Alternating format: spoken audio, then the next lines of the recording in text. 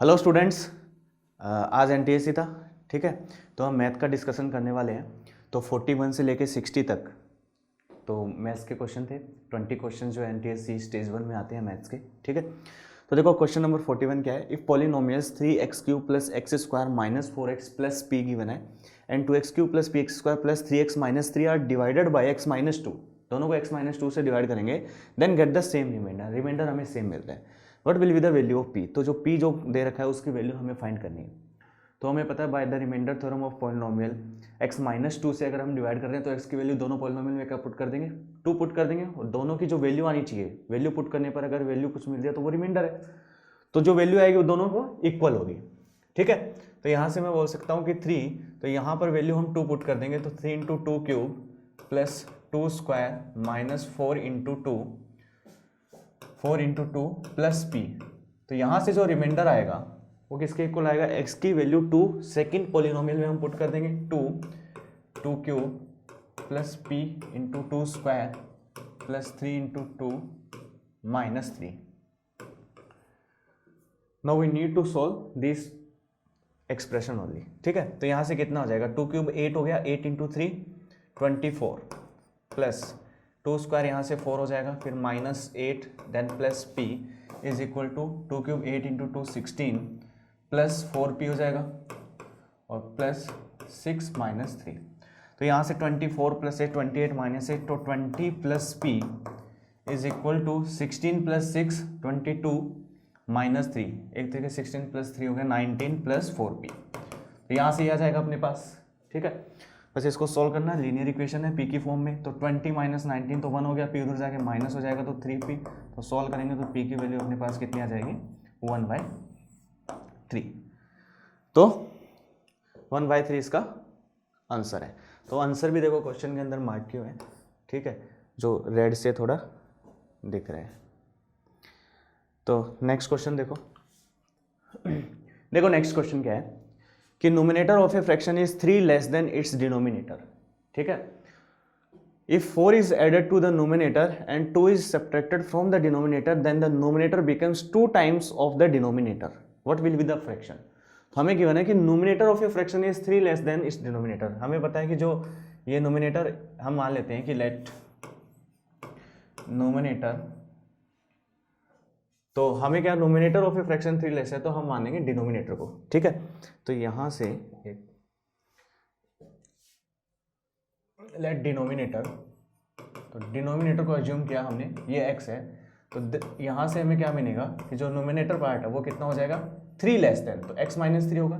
तो जो fraction actually है, फ्रैक्शन वो क्या हो जाएगा, फ्रैक्शन हो जाएगा x - 3/x, 3 less than its denominator, ये फ्रैक्शन है। If 4 is added to the nominator and 2 is subtracted, nominator में 4 ऐड करना है एंड 2 सब्ट्रैक्ट करेंगे डिनोमिनेटर में से, then the nominator becomes 2 time of the denominator. Now according to the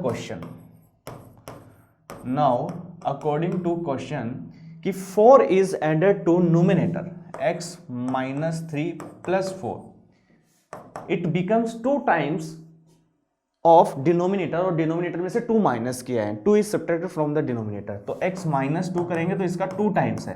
तो ये दोनों इक्वेशन जो हमें क्या मिलेंगे, इक्वल। इसको 2 टाइम्स कर देंगे तो दोनों इक्वल हो जाएंगे। ठीक है, तो यहां से कितना हो गया, 2x - 4 is equal to x + 1। यहां से x कितना आ जाएगा अपने पास, तो x आ जाएगा 5। ठीक है, तो अब जो फ्रैक्शन है, फ्रैक्शन x - 3 यही था अपने पास, x - 3/x। तो अब जो फ्रैक्शन है अपने पास कितना बन जाएगा, fraction is equal to x - 3, 5 - 3 2/5। तो ये अपना आंसर आ जाएगा। ठीक है, देखो नेक्स्ट क्वेश्चन। देखो नेक्स्ट क्वेश्चन क्या है कि if each interior angle of regular polygon is 165 degree हमें गिवन है, then the number of sides will be, number of sides बतानी है रेगुलर पॉलीगन की। हमें पता है कि sum of all interior angle of regular polygon is क्या होता है, n - 2π होता है। बट ईच इंटीरियर एंगल की बात हो रही है तो उसको हम क्या करेंगे, डिवाइड कर देंगे, किससे, n से, नंबर ऑफ साइड से डिवाइड कर देंगे। अब यहाँ पाई जो है हम 180 डिग्री लेंगे। ठीक है, ये किसके इक्वल है, तो ईच इंटीरियर एंगल ये क्या होता है, ये किसके इक्वल आ जाएगा, 165 डिग्री। तो हमें ये फॉर्मूला ध्यान में होना चाहिए था कि n - 2 × 180 डिवाइड बाय n। तो ये ईच इंटीरियर एंगल आएगा, ठीक है। तो क्योंकि टोटल सम कितना होता है, रेगुलर पॉलीगन के जो एंगल्स होते हैं वो इक्वल होते हैं, तो डिवाइड बाय n कर देंगे तो ईच इंटीरियर एंगल हमें मिलेगा, ठीक है। तो यहां से सॉल्व करेंगे तो ये कितना आएगा, n-2, ये यहाँ पे 180 डिवाइड n उधर चला जाएगा तो 165 n हो जाएगा। अब ये यहाँ पे 180 n minus 360 is equal to 165 n, तो यहाँ से कितना हो जाएगा, 15 n बचेगा यहाँ पे, ठीक है। 180 में से 165 तो इधर आ जाएगा 360, तो n कितना आ जाएगा, यहाँ से 360 डिवाइड बाय 15, क्लियर। तो ये 24 आ जाएगा अपने पास। तो नंबर ऑफ साइड्स कितनी हुई, 24।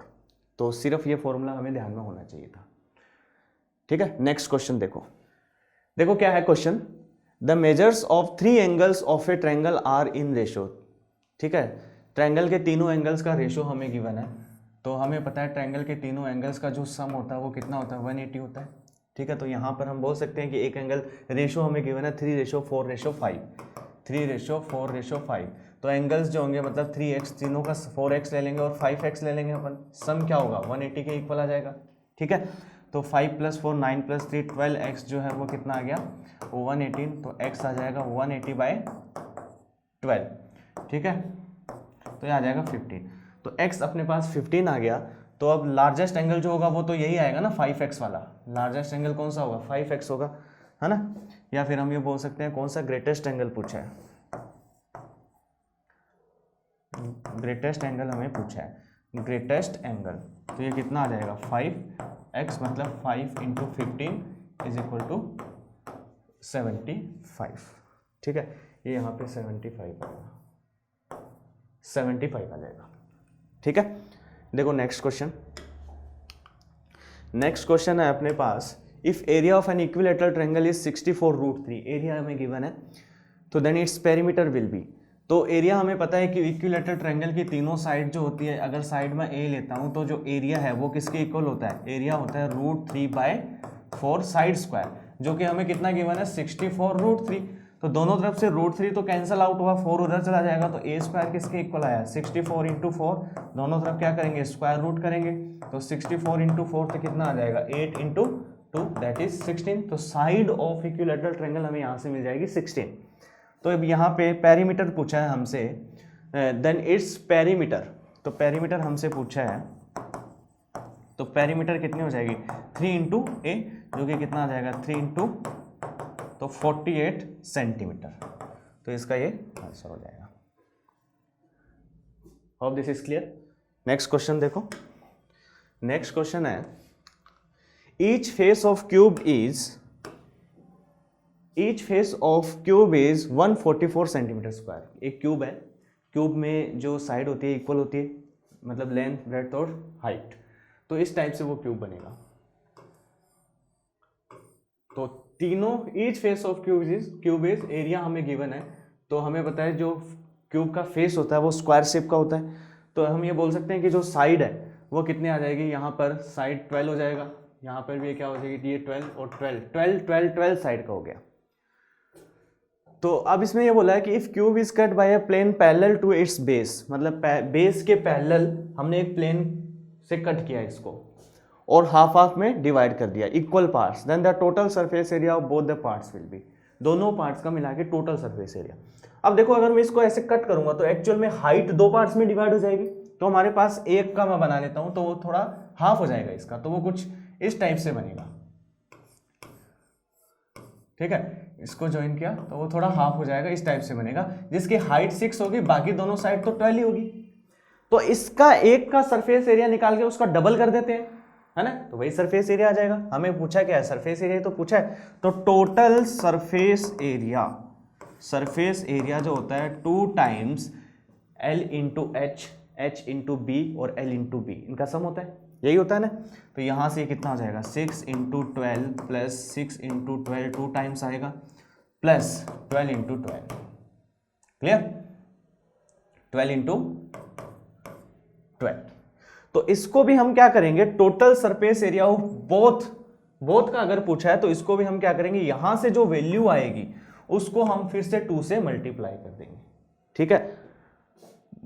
बोथ के लिए हम क्या करेंगे, है ना, then the total surface area of both parts t s से total surface area both parts, ये एक पार्ट का हमने बताया, तो इसको फिर से 2 से मल्टीप्लाई कर देंगे तो ये 4, ये हो जाएगा 72 प्लस 144, ठीक है। इसको सॉल्व करेंगे तो अपने पास आंसर क्या आ जाएगा, 1152 सेंटीमीटर स्क्वायर, ये अपना आंसर आ जाएगा। Hope this is clear. देखो नेक्स्ट क्वेश्चन क्या है, the time does the minute hand of a watch take to describe an angle of 3/4 pi radian, ठीक है, कितना टाइम लगेगा, मतलब 3/4 पाई रेडियन का मिनट हैंड को डिस्क्राइब करने में, मतलब किसी भी पॉइंट से हम स्टार्ट कर सकते हैं। तो ये पहले तो इसको क्या करेंगे, हम डिग्री में चेंज कर लेंगे, तो 3/4 पाई है, तो ये इसको हो जाएगा 3/4 इंटू, है ना, तो पाई कितना होता है 180 डिग्री, इसको कन्वर्ट कर देंगे, ठीक है। तो मतलब 180 पाई से मल्टीप्लाई करते हैं डिग्री में चेंज करने के लिए, तो पाई की जगह सीधा 180 पुट कर दिया, ठीक है। तो अब ये कितना हो गया, 4 से ये कितना आ जाएगा 45, तो ये कितना होता है 135 डिग्री। तो मतलब 135 डिग्री एंगल बनाने के लिए मिनट, मतलब कितना मिनट उसको जो है मिनट हैंड को मूव करना पड़ेगा, समझे। किसी भी पॉइंट से स्टार्ट कर सकते हो, जैसे मान लो कि ये वॉच है, कि ये मिनट हैंड है, तो ये यहाँ से मैं बोलूँ कि यहाँ पर आ रही है और 135 डिग्री का एंगल बना रहा है, ये 130, तो ये यहाँ से लेके यहाँ तक टोटल उसने कितने मिनट जो है मूव किया, ये हमें बताना है। मिनट मतलब सेकंड भी हो सकते हैं उसके साथ। तो अब हमें पता है कि एंगल मतलब 1 मिनट में कितना एंगल डिस्क्राइब करती है, 1 मिनट में 6 degree. Minute hand describe A angle of 6 degree in 1 minute. Minute hand describe A angle, इसको हम लिख लेते हैं, minute hand describe A angle of 6 degree in 1 minute. 1 minute में 6 डिग्री का एंगल बनता है, ठीक है। अब हम क्या करेंगे, हमें 135 डिग्री एंगल बनाना है 1 मिनट में 6 डिग्री का, तो 6 डिग्री कितने में बनता है, 6 डिग्री 1 मिनट, ठीक है। अब मैं बोलूं कि 1 डिग्री जो बनेगा 1/6 मिनट में बनेगा, ठीक है। तो ऐसे 1/135 की अगर हम बात करेंगे, ठीक है, तो 135 कितना आ जाएगा, 135 डिग्री के लिए कितना आ जाएगा, इसको सोल्व करेंगे। देखो 135 को 6 से डिवाइड किया है ना, 1/6 इंटू 135 हो जाएगा, तो 135/6 मिनट आएगा वो, 135/6 मिनट, जो कि कितना होता है 6 इंटू 2 12, फिर से कितना बचा 6230, मतलब ये आ जाएगा लगभग 20, ये वाला आंसर आ जाएगा 22 मिनट 30 सेकेंड, 22 मिनट 30 सेकेंड। आया समझ में, ठीक है। देखो नेक्स्ट क्वेश्चन क्या है,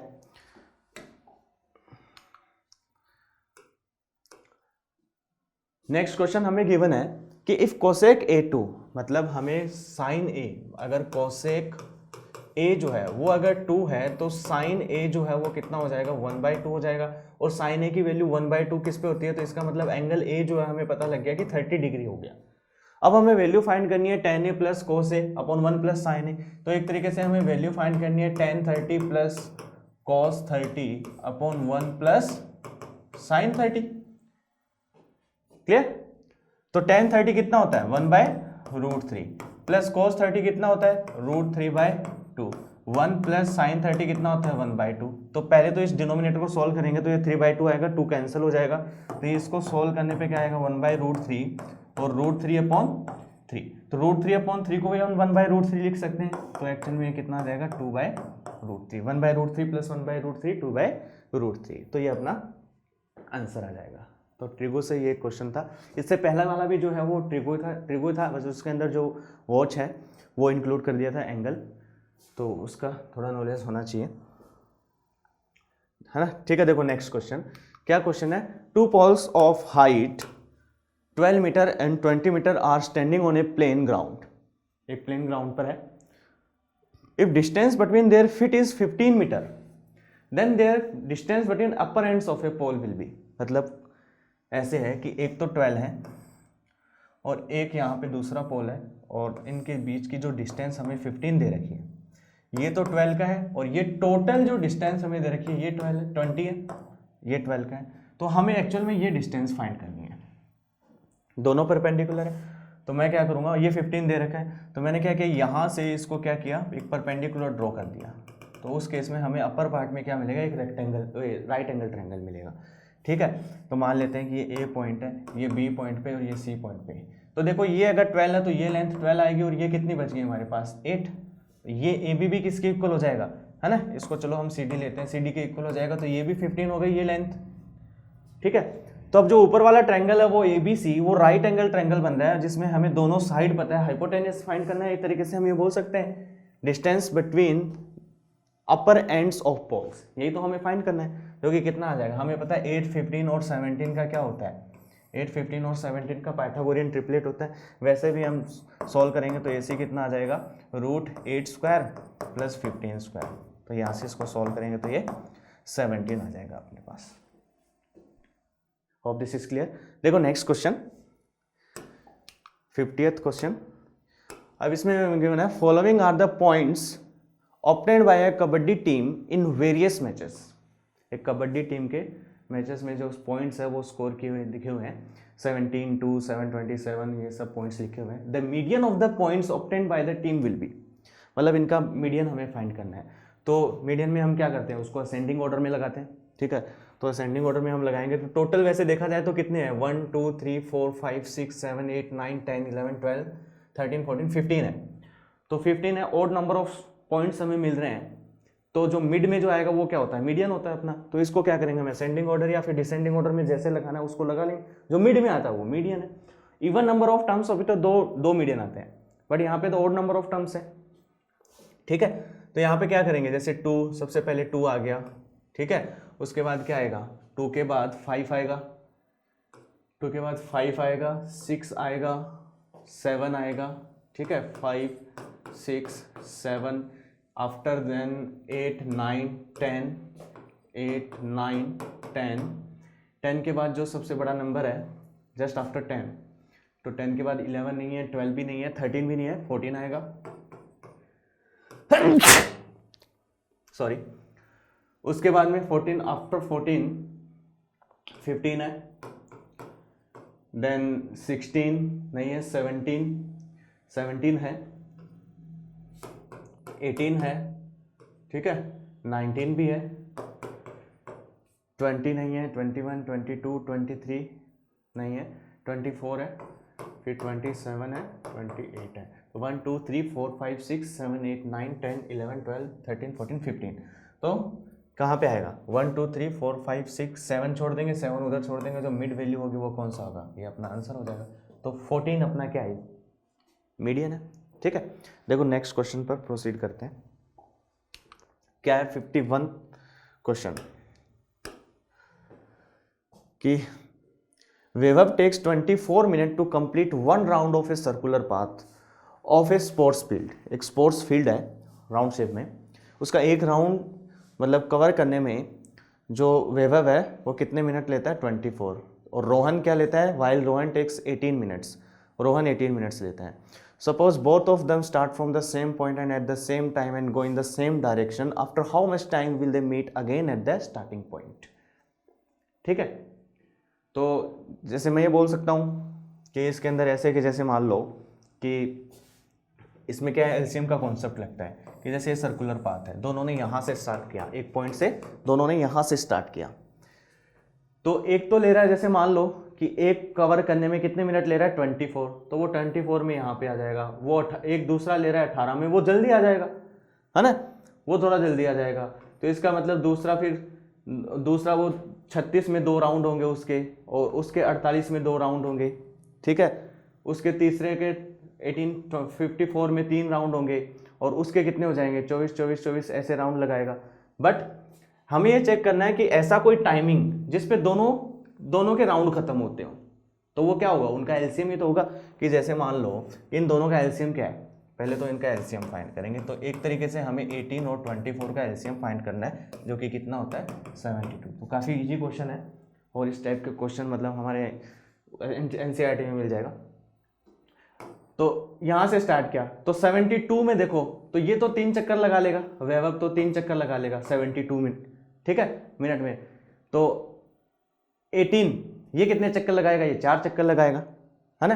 तो रोहन 4 चक्कर लगाएगा। तो इसमें ऐसे भी आता है कि मतलब वो पहली बार जब मिलेंगे वापस तो उसमें रोहन कितने चक्कर लगा लेगा, तो उसमें हम बोल सकते हैं 4 चक्कर लगाए। बट यहाँ पे तो सिर्फ ये पूछा कि कितने समय के बाद वो दोबारा मिलेंगे, कितने मिनट के बाद मिलेंगे, तो 72 मिनट्स, ठीक है।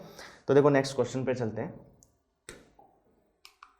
52th question, discriminant of the quadratic equation.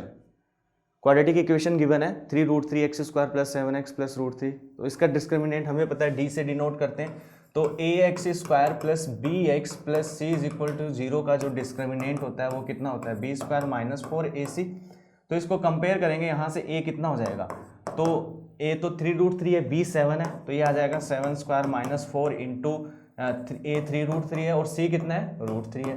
तो √3 इंटू √3 3 हो जाएगा, 9 इंटू 4 फिर 36 हो जाएगा। तो 49 - 36 करेंगे तो अपने पास आंसर कितना आ जाएगा, 30। हमें सिर्फ यही फाइंड करना था, ठीक है। तो सिंपल एक फॉर्मूले में था कि d जो होता है b² - 4ac होता है, ठीक है। देखो नेक्स्ट क्वेश्चन पे प्रोसीड करते हैं। 53th क्वेश्चन क्या गिवन है, if 7th term of an arithmetic progression is 20 and 22nd term is 50 then 30th term will be. तो हम ये बोल सकते हैं कि 7th टर्म क्या हो जाएगी, a + 6d होती है ना, टर्म्स जो होती है a + n - 1d होती है। तो n यहाँ पे अपने पास कितना है, 7। तो अब इसके अंदर ये तो हमें गिवन है 20 और 22nd टर्म जो होगी वो a + 21d हो जाएगी, ठीक है। तो 22nd 21d हो जाएगी, वो हमें गिवन है 50। अब देखो हमें 30th टर्म फाइंड करनी है, मतलब a + 29d। तो मैं ये बोल सकता हूँ कि इन दोनों को मतलब इसको इक्वेशन 2 बोलते हैं, इसको इक्वेशन 1 बोलते हैं। तो 2 में से हमने क्या किया, सब्ट्रैक्ट कर दिया 1 सब्ट्रैक्ट, तो a तो कैंसिल हो गया। 21d में से 6d माइनस होगा तो 15d बचेगा। तो 15d = 30। तो यहाँ से हमें d कितना मिलेगा, 2। और d की वैल्यू किसी भी एक इक्वेशन में पुट कर देंगे। तो d की वैल्यू इसके अंदर पुट करेंगे तो हमें क्या मिलेगा, a + 6d = 20 है, d 2 है हमारा। तो a = 20 - d 2 पुट करेंगे तो 12 हो जाएगा। तो ये 12, ये कितना आ जाएगा, 8। तो a 8 आ गया। अब हमें फाइंड करना है 30th टर्म। 30th टर्म मतलब तो t30 जो होगा, तो t30 हो जाएगा a + 29d। तो a तो अपने पास 8 है, प्लस 29 × 2, तो ये अपने पास कितना आ जाएगा, 66। तो ये इसका आंसर आ जाएगा। तो सिंपल मतलब टर्म कैसे फाइंड करनी है जिसमें a और d हमें गिवन हो, है ना। तो दो टर्म्स पहले से गिवन है, वहाँ से a और d इक्वेशन बना के फाइंड कर लेंगे। तो काफ़ी इजी क्वेश्चन था। देखो नेक्स्ट क्वेश्चन क्या है कि इफ tan 3p sin 45। देखो यहाँ पे ये क्वेश्चन ऐसे है, थोड़ा सा इसमें प्रिंट है कि tan 3p हमें गिवन है sin 45 × cos 45 और है, ठीक है। तो इसको थोड़ा यहाँ पे इंटू sin 45 cos 45 है, प्लस sin 30 ये हमें गिवन है। तो then the value of p will be, p जो है 90 से लेस देन होना चाहिए। तो इसको सॉल्व करेंगे। देखो sin 45 जो होता है 1/√2, cos 45 भी क्या होता है 1/√2, प्लस sin 30 होता है 1/2। तो ये एक्चुअल में 1/√2 1/√2 1/2 हो जाएगा। तो ये हमें 1 मिलेगा, ठीक है। अब tan जो है 3p किसके, मतलब p जो है लेस देन 90 होना चाहिए, 3p नहीं, p लेस देन 90 होना चाहिए, 3p नहीं। तो ये यहाँ पे ध्यान में रखना। तो इस केस में हमें पता है कि जो 3p है, एक तो 45 पे 1 होता है और एक 225 पे 1 होता है, ठीक है। तो यहाँ से p कितना आ जाएगा, एक तो 15 आ जाएगा और एक 75 आ जाएगा। तो ये अपना आंसर आ जाएगा। क्लियर। देखो नेक्स्ट क्वेश्चन 55 क्या गिवन है कि if ratio of length of A vertical road and length of its shadow, मतलब एक वर्टिकल रोड है, उसकी शेडो की लेंथ ऑब्वियसली यहाँ पे होगी, उनका रेशियो मतलब ये परपेंडिकुलर होगा, उनका रेशियो हमें गिवन है √3 1, ठीक है। Then the angle of elevation of the sun will be, मतलब जो सन से जो एंगल ऑफ एलिवेशन बनेगा वो हमें बताना है। तो एक तरीके से कितना हो गया, अगर इस थीटा की बात करूं तो ये राइट एंगल ट्रायंगल है, तो tan थीटा जो होगा वो √3/1 आ गया। तो थीटा कितना आ गया अपने पास, 60 डिग्री आ गया, है ना। तो काफ़ी इजी क्वेश्चन था, मतलब बोर्ड की बुक्स में हमें मिल जाता है। देखो next question, triangle formed by the vertices 2, -2, -2, 1 and 5, 2 will be. तो 4 ऑप्शन अपने पास है, ठीक है। अब इसमें पहले तो क्या करेंगे, मान लेते हैं कि ये पॉइंट जो है 2, -2 है, फिर पॉइंट बी लिया जो -2, 1 है, एंड पॉइंट सी लिया जो कि 5, 2 है। तो यहाँ पे पहले तो डिस्टेंस फाइंड करेंगे हम, जो ए बी डिस्टेंस है वो कितना आएगा।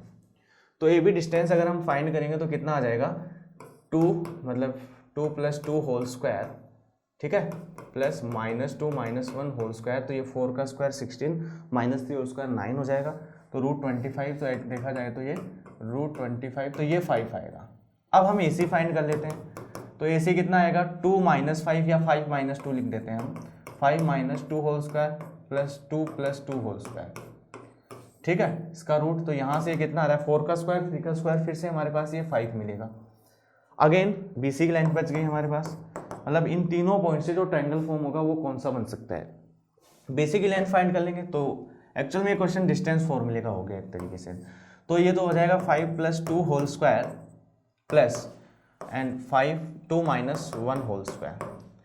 तो ये आता है 5 + 2 7 स्क्वायर 49 + 2 - 1 50 हो जाएगा।